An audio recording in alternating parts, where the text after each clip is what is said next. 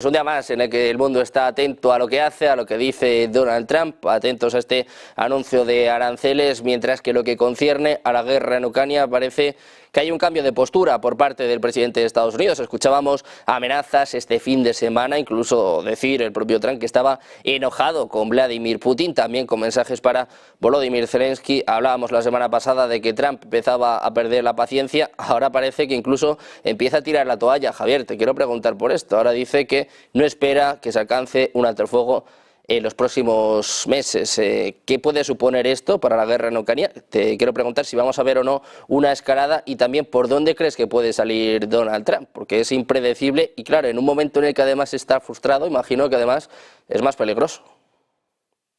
Sí, Sergio, es impredecible, está frustrado, pero hoy, por ejemplo, que no lo han comentado ningún medio que yo haya sabido por el momento, había una reunión hoy miércoles con el director del Fondo Ruso de Inversión Directa, el director ejecutivo Kirill Dmitriev, con el responsable de negociaciones Steve Witkoff en Washington.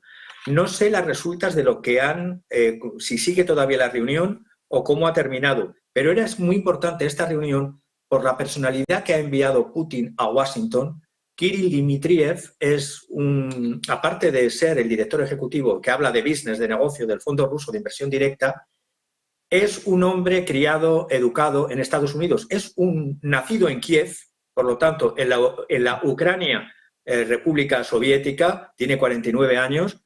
Con 14 años se marchó a Estados Unidos, estuvo en el Foothills College, en la Universidad de Harvard, es la Escuela de Negocios de Harvard, en Stanford, es un ex banquero de Goldman Sachs y un ex de la consultora McKinsey, es decir, sabe relacionarse muy bien tanto con Estados Unidos. Recordemos que fue uno de los que en la primera presidencia de Trump era un interlocutor que tenía Trump e incluso fue un defensor de un preso norteamericano, un empresario financiero norteamericano, Michael Calvi, que estuvo prisionero en Rusia por un asunto entre políticos. No voy a entrar en el asunto de aquel entonces, pero aquí intercedió a favor del presidente de Baring Vostok Capital, que es una empresa norteamericana que invertía Michael Calvi en Rusia y en la comunidad de estados independientes.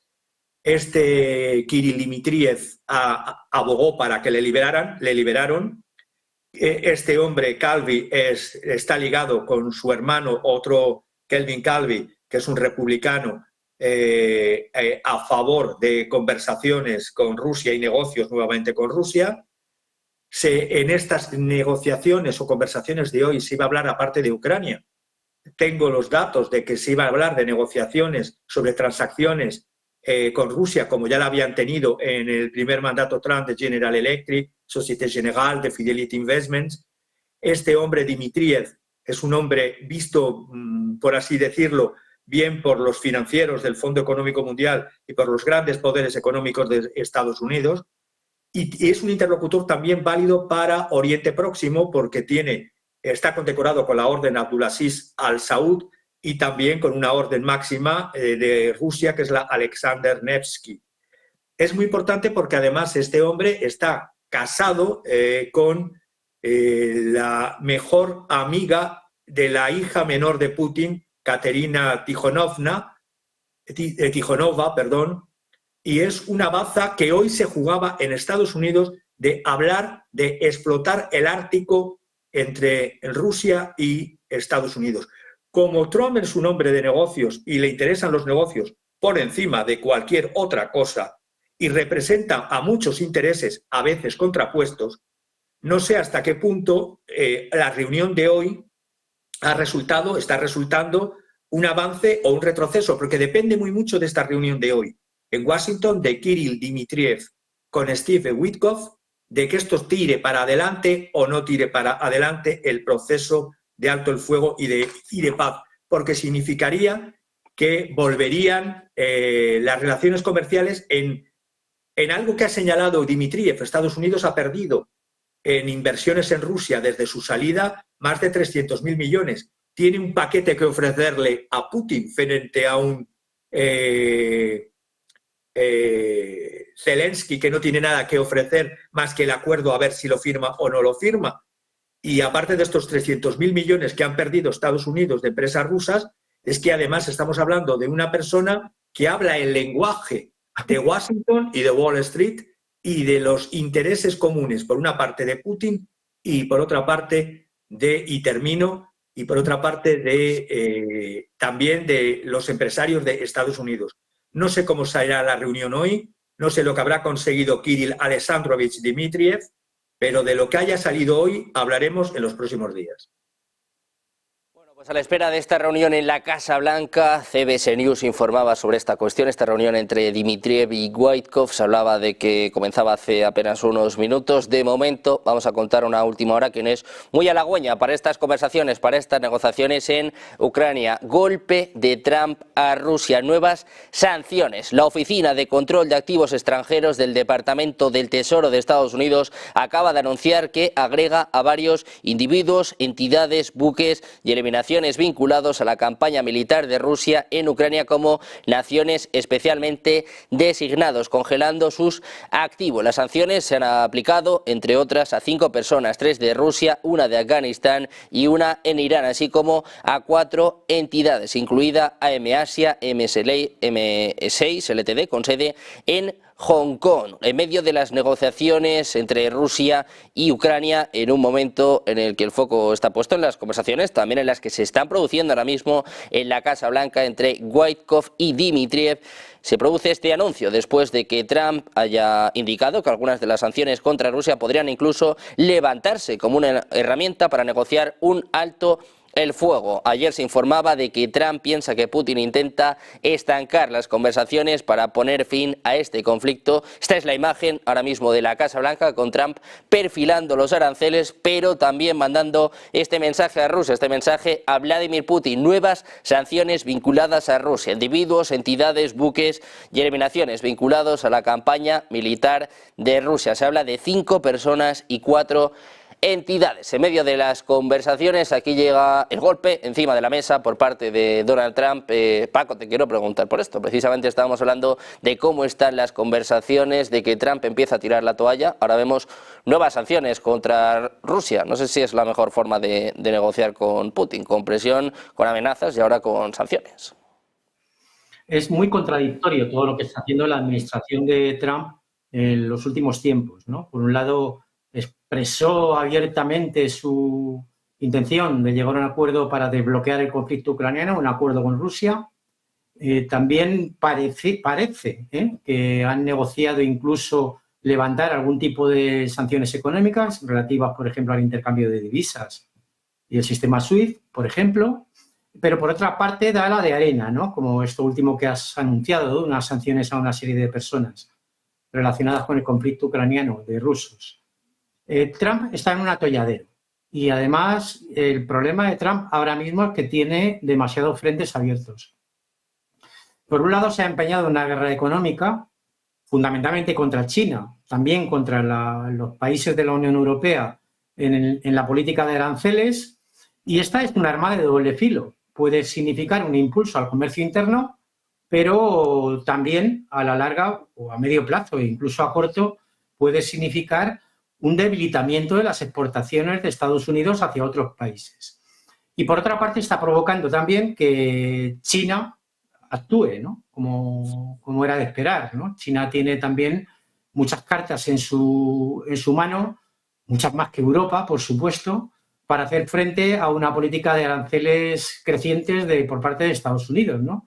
Y hemos visto como esta misma semana hay un acuerdo ya entre 3 grandes economías asiáticas como son China, Japón y Corea del Sur para hacer un frente común a los aranceles que impone Estados Unidos. Pero claro, esto también afecta a Europa, evidentemente, a las exportaciones europeas hacia Estados Unidos y a las importaciones que recibimos de Estados Unidos. Pero claro, también de una forma más relativa que con respecto a China. El otro día vi un dato que es que, ante la amenaza de Trump de imponer un 25% de aranceles a los automóviles fabricados en Europa, en Estados Unidos, bueno, alguien dijo que no iba a afectar demasiado a España, claro, por una sencilla razón, porque en 2024 el monto total de automóviles fabricados en España exportados a Estados Unidos equivalen a la redonda cifra de 0. Es decir, la economía europea se está debilitando, efectivamente, quizá esa es una de las intenciones por parte de la administración Trump para quitarse de encima un competidor, pero China, frente a China no van a poder ni pueden. Luego tiene otro problema con relación al conflicto ucraniano, ¿no? Que tiene más relación con lo que se iba a hablar aquí, ¿no? En este programa, que es que está dispuesto a llegar a un acuerdo con Rusia casi a toda costa, al principio lo anunciaba así, pero por otra parte tiene a sus socios europeos que persisten e incrementan su ardor guerrero, es decir, una política belicista como si no hubiera pasado nada desde que perdiera las elecciones la administración Biden. Entonces, claro, eso es un escollo para aplicar en términos de un conflicto regional por parte de Estados Unidos, una negociación con Rusia, cuando hay potencias regionales europeas que están dispuestos a toda costa a mantener no solo la retórica belicista, sino la alocada teoría de derrotar a Rusia en el campo de batalla, como así siguen anunciando, ¿no? E incluso enviar tropas, en fin.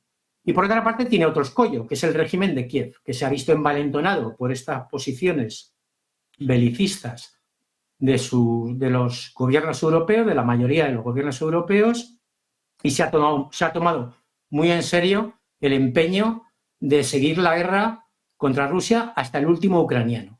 No estamos viendo todos los días en las redes sociales, claro, porque en los medios dominantes son imágenes censuradas, no pasan el control de la censura, como el reclutamiento de jóvenes en Ucrania ahora mismo consiste en secuestros por la calle, ¿no? A la fuerza.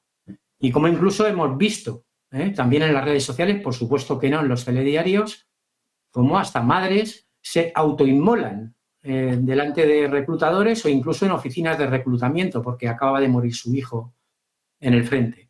Es decir, parece que la sociedad ucraniana está entrando ya en una crisis seria, interna, pero el régimen de Kiev quiere seguir en sus 13, envalentonado por el afán guerrerista de los dirigentes de la Unión Europea.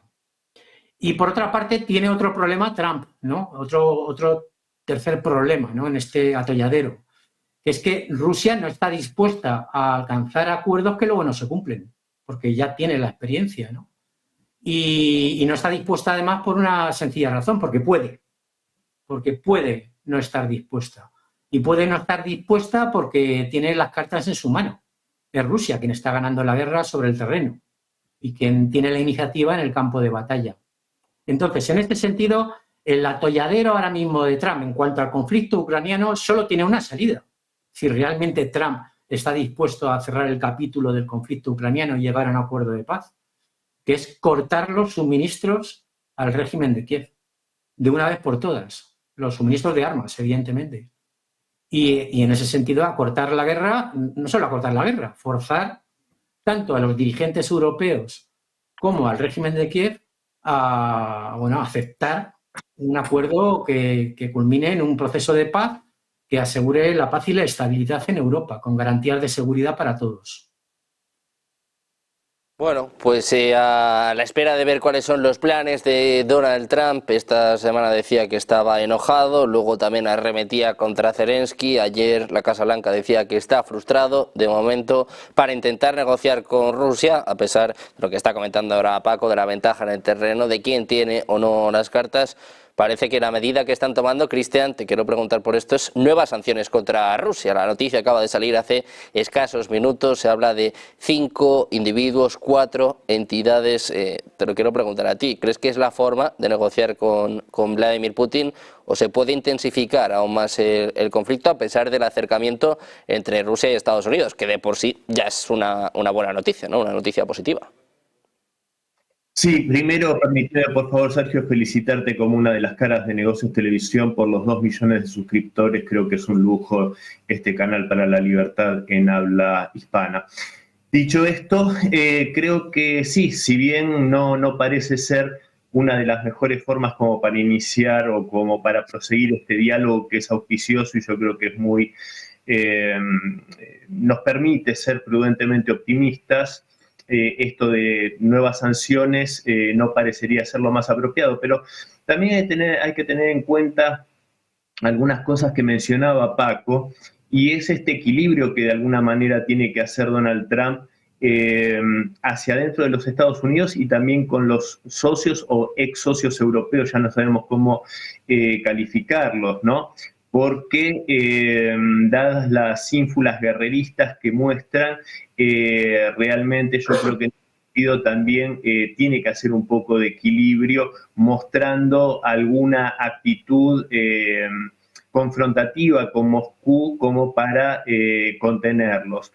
Y digo esto porque, en rigor de verdad, nosotros podemos pensar en estas sanciones, en estas medidas, pero en rigor de verdad sabemos ya en la práctica que han sido muy poco eficaces en cuanto a generar algún tipo de daño a la economía rusa. Yo, por lo menos en este tiempo, y visito asiduamente este país, estoy en Moscú en este momento, y realmente, por lo menos en la vida cotidiana, no se verifica un daño concreto a la economía del país. Entonces, yo creo que incluso no creo que sea una preocupación fundamental para el Kremlin este tipo de medidas. Lo que sí creo que esta dilación en llegar a un acuerdo de paz, que sabemos que Donald Trump venía manifestando esto incluso como una promesa de campaña de algún modo, y es una necesidad que tiene hacia adentro, hacia mostrar, incluso para mostrarse